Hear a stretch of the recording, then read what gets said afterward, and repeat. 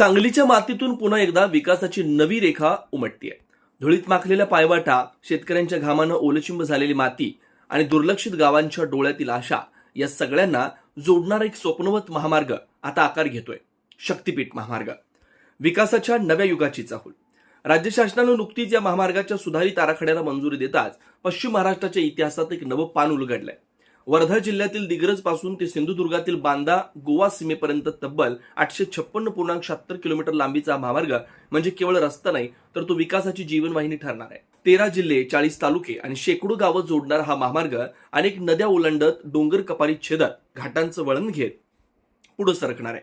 प्रत्येक पूल, प्रत्येक वळण म्हणजे प्रगतीचा एक टप्पा असेल. सांगली जिल्हा 25 गावांची नवी ओळख. सांगली जिल्ह्यातील वाळवा, कडेगाव आणि खानापूर या तालुक्यांच्या भूमीतून हा महामार्ग जाणार आहे. या जिल्ह्यातील तब्बल 25 गावं आता या महामार्गामुळे नकाशावर ठळकपणे उमटणार आहेत. ऐतवडे खुर्द, कुरळप, कुंडलवाडी, एलूर, इटकरे, NH4 क्रॉस, तुळजापूर, नवेखेड, मसुचीवाडी, दुधोंडी, घोगाव, कुंडल, सागरेश्वर अभयारण्याच्या हद्दीतून कुंभारगाव, देवराष्ट्रे, शिरगाव, भाळवणी, शिळाकबाव, आंबेगाव, नेवरी, हिंगणगडे, नागेवाडी, भाग्यनगर, वाळखड, भिकवडी, बुद्रुक, माहुली आणि भेंडवडे ही गावं आजपर्यंत कदाचित शांत, साधी आणि मागे राहिलेली होती, पण आता तीच गावं उद्याच्या विकासाचं केंद्रबिंदू बनणार आहेत. संघर्षातून मिळालेला मार्ग, या महामार्गाचा प्रवास केवळ कागदावरच नव्हता.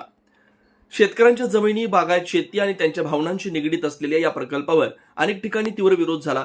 सांगली, कोल्हापूरमधील शेतकऱ्यांनी आपल्या हक्कासाठी लढा दिला, आवाज उठवला आणि शेवटी शासनाला माघार घेत आराखडा बदलावा लागला.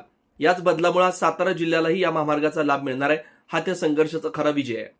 पश्चिम महाराष्ट्राची नव्यानं मांडणी. कोल्हापूरमधील 73 गावं, सांगलीतील 25, साताऱ्यातील 16, सोलापूरमधील 33 आणि सिंधुदुर्गातील 11 गावं या सर्वांना जोडणारा हा महामार्ग म्हणजे एक प्रकारे पश्चिम महाराष्ट्राची नव्यानं आखलेली जीवनरेषा आहे. आजपर्यंत महामार्गापासून कोसो दूर असलेली गावं, जिथं विकासाची चाहुली पोहोचलेली नव्हती, तीच गावं आता या महामार्गामुळे थेट विकासाच्या प्रवाहात आणली जाणार आहेत. आशा, स्वप्नांनी भविष्य.